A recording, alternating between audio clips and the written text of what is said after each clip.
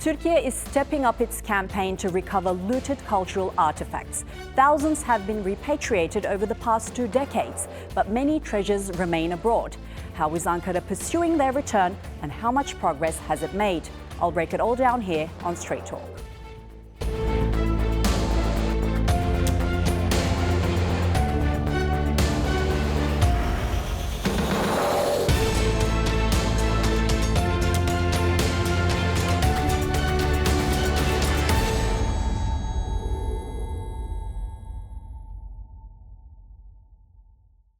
Hello and welcome to Straight Talk. I'm Zeynep Gökçe. From east to west, Türkiye is a vast open-air museum, home to thousands of years of ancient history. But that richness has also made it a target for illegal excavations and artefact smuggling. Now Ankara is on a mission to bring its cultural heritage home.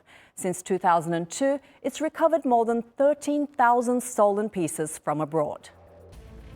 Next month, a bronze statue of Roman Emperor Marcus Aurelius will be officially returned to Türkiye more than 60 years after it was smuggled out of the ancient city of Boubon. A formal handover ceremony was held at the Cleveland Museum of Art. In a landmark gesture, Greece returned a trove of ancient Lydian coins to Türkiye last December, the first time the two nations engaged in a cultural exchange of this kind. Ankara has also supported Greece's campaign to retrieve the Elgin Marbles from the British Museum, while returning nearly 300 historical artefacts to other nations, with Egypt receiving the largest share.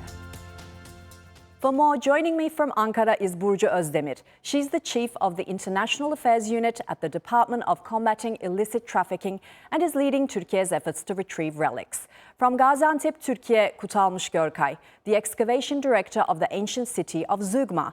And from Ankara, Thomas Zimmerman, an associate professor at Bilkent University. Thank you all for joining me. Now, the past 2 decades have seen Türkiye repatriate thousands of stolen artifacts from the country. And Burcu, could you give us some highlights of what Türkiye managed to get back? And also, what are some of the latest cultural treasures it managed to bring back? Thank you, of course. According to the Constitution of the Republic of Turkey, the state is responsible of preserving the cultural heritage. The Ministry of Culture and Tourism is the main institution to coordinate this constitutional task in a multidisciplinary manner.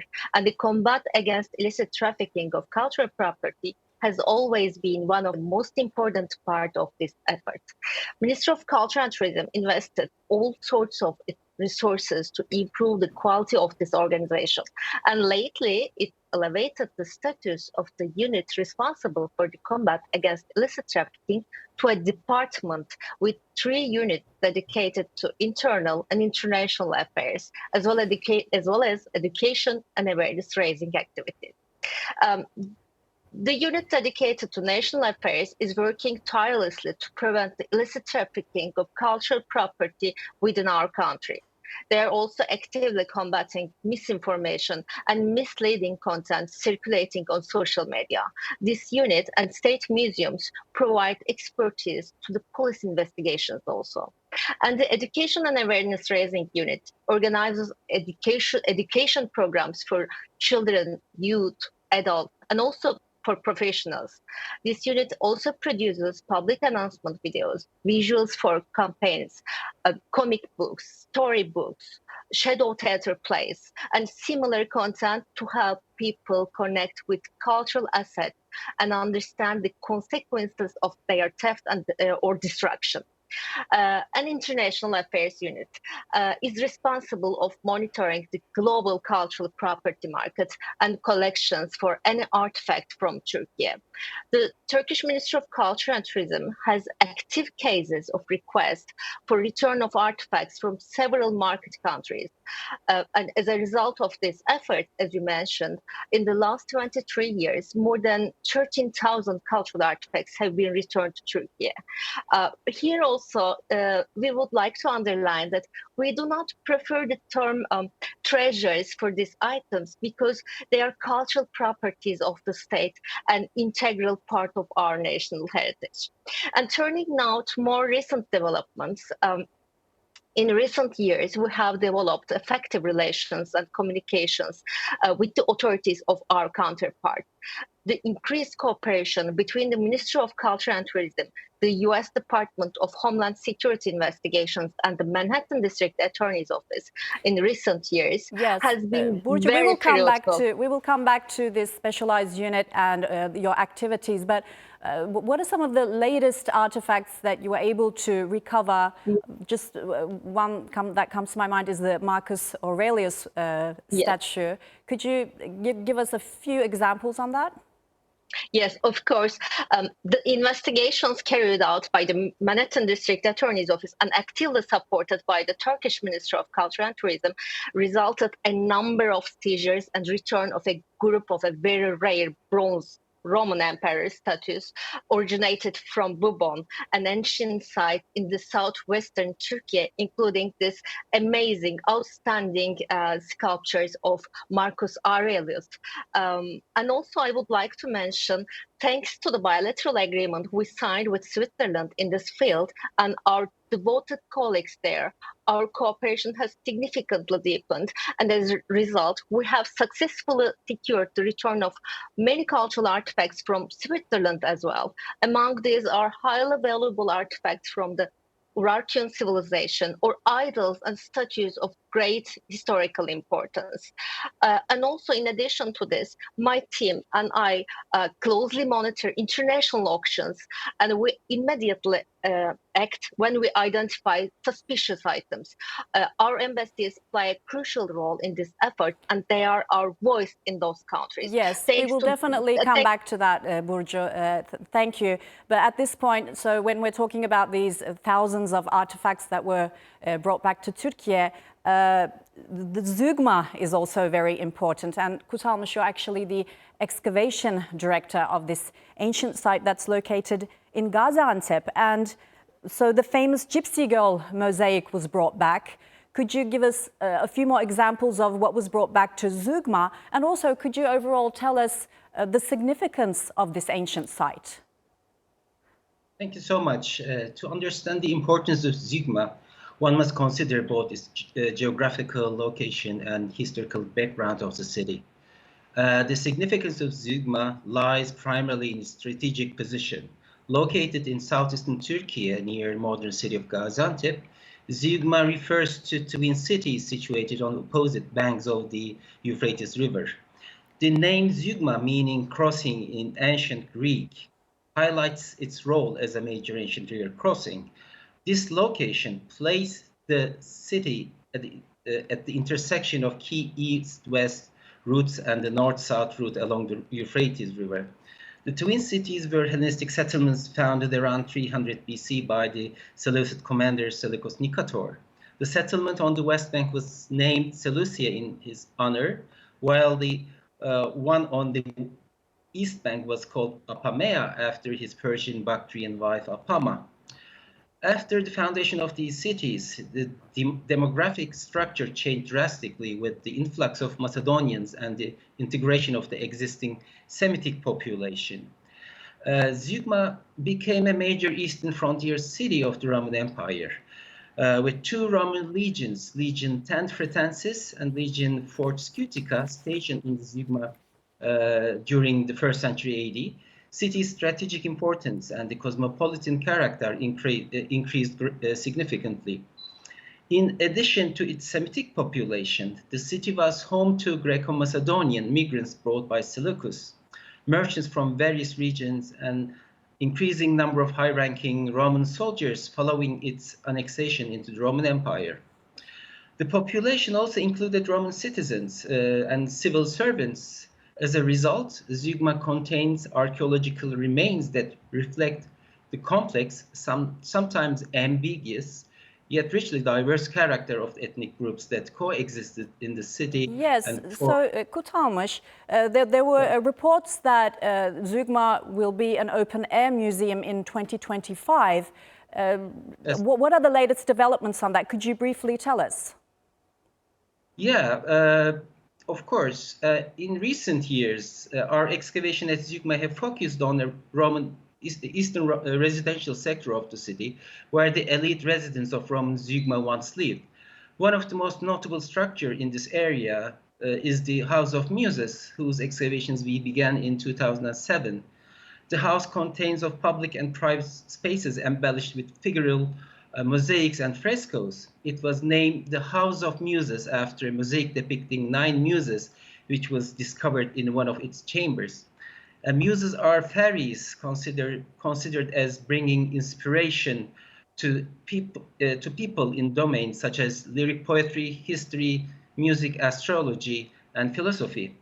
All these personifications depicted as female busts played an important role in Greek paideia, classical Greek education, as they embodied the ideals necessary to become a virtuous, educated, and intellectual individuals.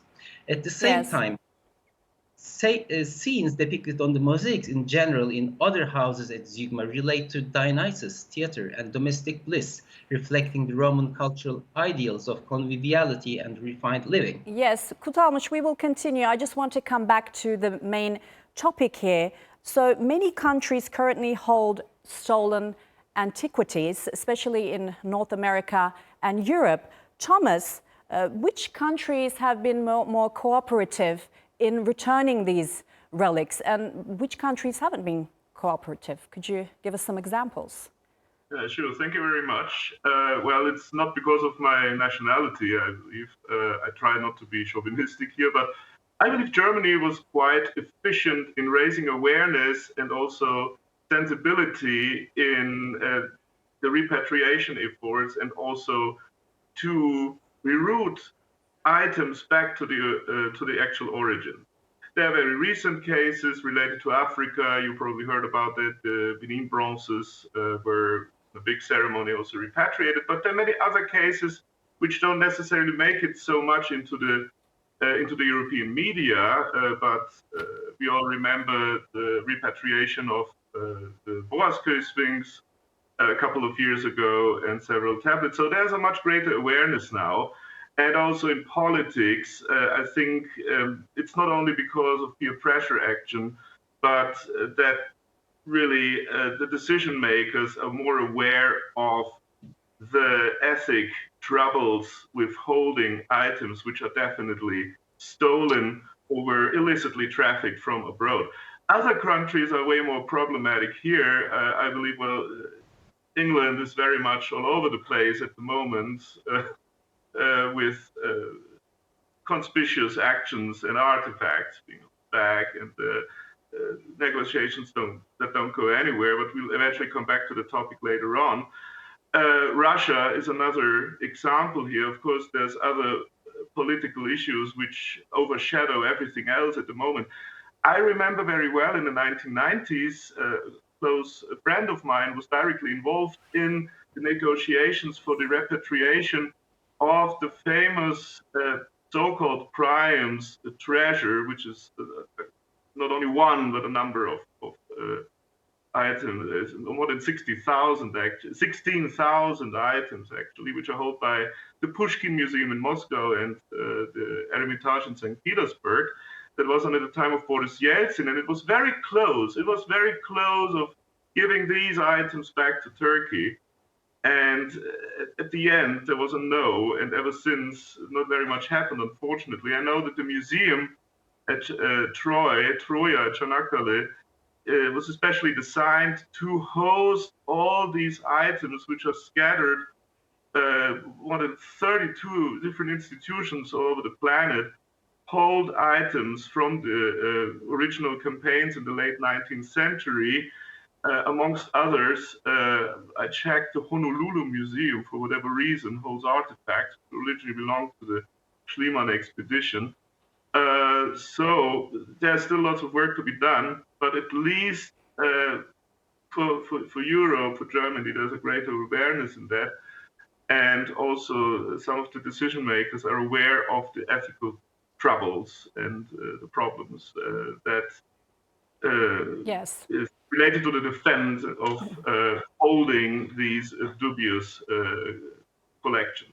Yes. So, Burcu, you talked about this specialized unit that is chasing these looted artifacts. But I want to talk a bit about the phases of bringing them back. Based on your experience, especially, which method has been most effective so far? We believe that there is no single solution, formula, or preferable means to combat this phenomenon, but multilateralism based on international law is the indispensable platform that the cultural heritage can be universally handled and regulated.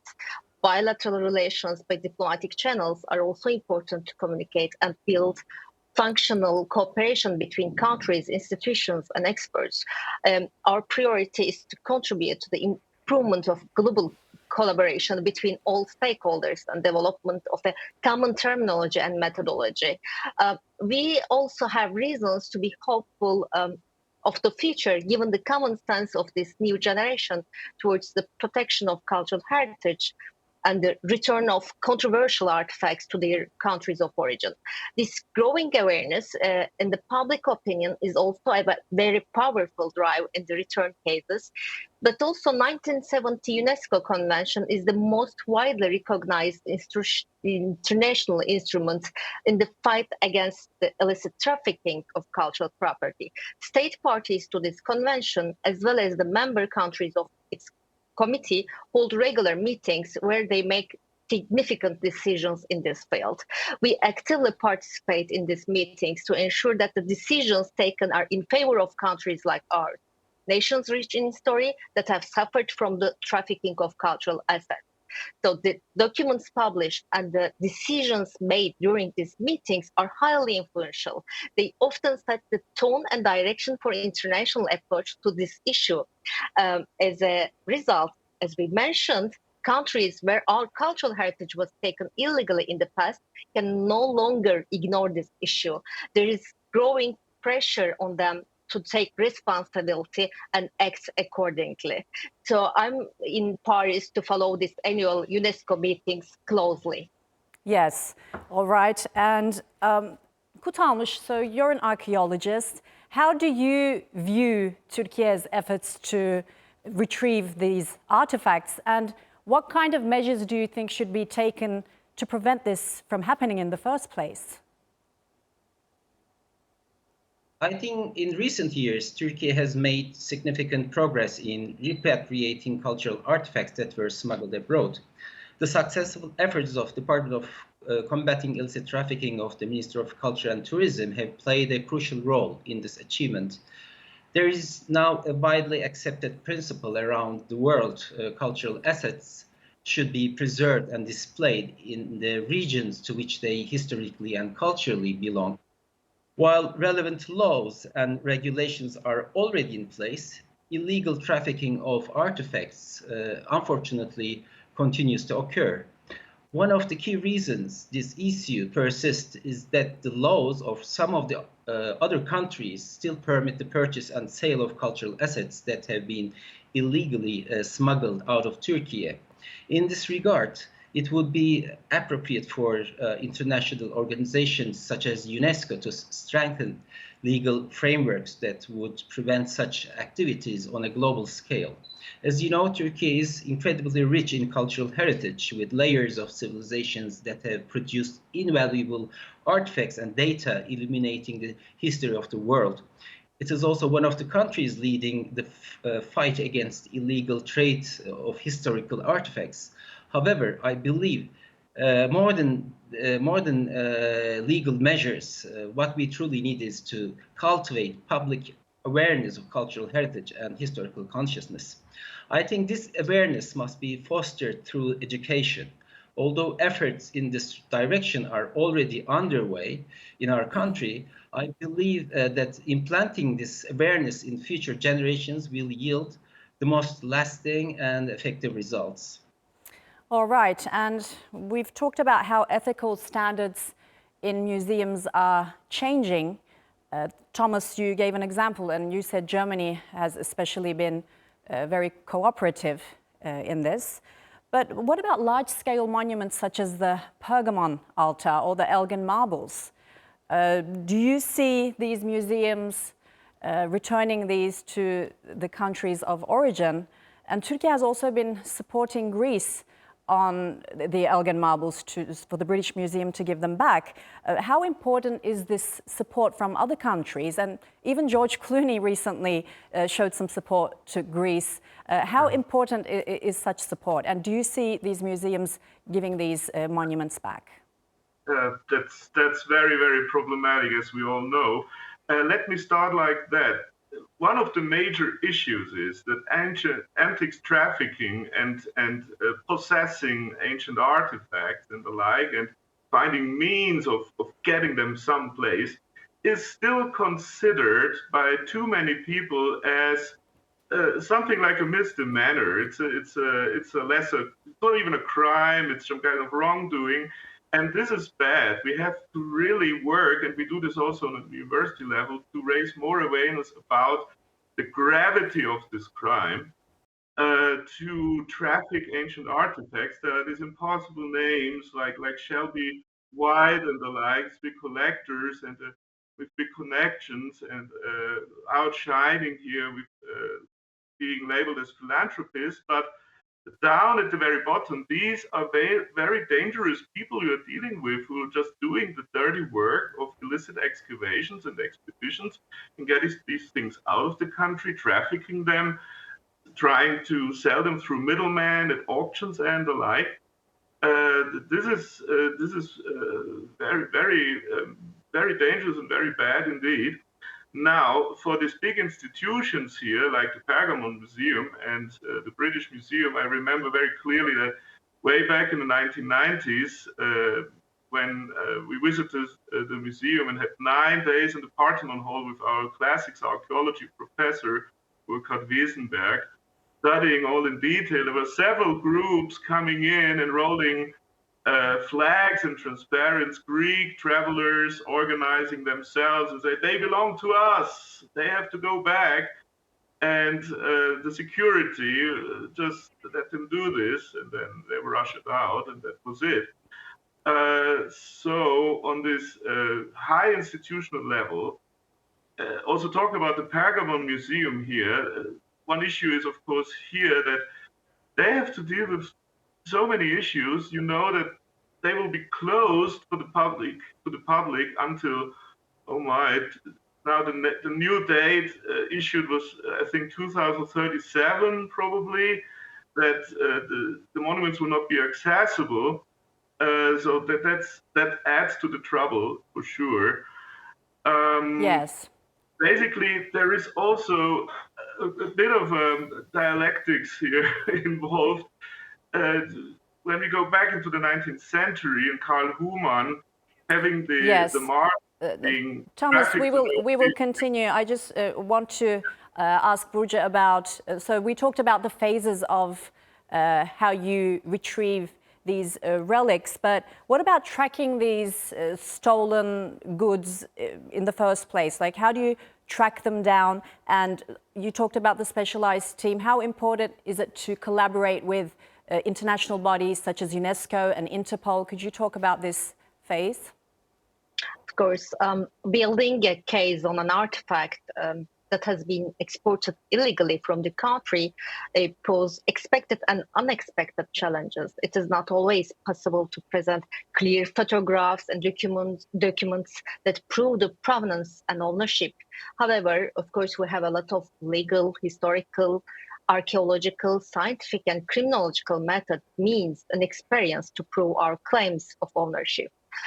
Each case is different and needs a specific research. So multidisciplinary approach is the key issue in this effort. It is important to compile all sorts of facts, archival material, and data, including witness testimonies, for example, if possible. In determining the historical and archaeological context, we demand reports from academics and museum professionals. We closely collaborate with the law enforcement agencies, judiciary, Ministry of Foreign Affairs, Internal Affairs, Trade, Justice, and other institutions. All right, Burcu, Kutsalmış, Thomas, thank you all for joining me on Straight Talk. And that's all for this edition of Straight Talk with me, Zeynep Gökçe. If you've got any comments, please share them with us on X @StraightTalkTRT. Also, don't forget to subscribe to our YouTube channel, where you can find more exclusive content. Until next time, take care and goodbye.